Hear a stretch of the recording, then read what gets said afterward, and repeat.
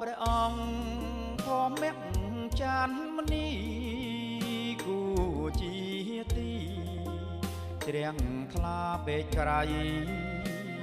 ព្រះអង្គមេត្តាករុណាព្រះតីផ្ដល់នៅអង្គភ័យម្ចាស់ផ្សាយមេត្តាចិត្ត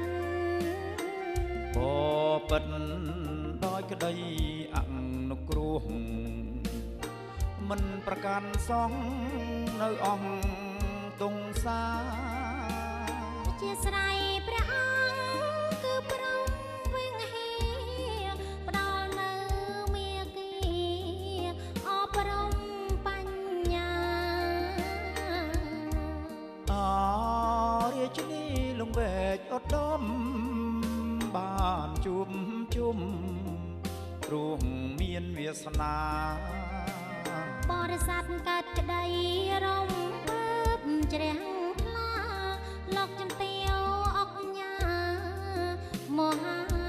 ម្ចាំងទៀនទាំងចិត្តពិតអាណិតពុកម៉ារៀបហោហាពាពេញរមណីយដ្ឋាន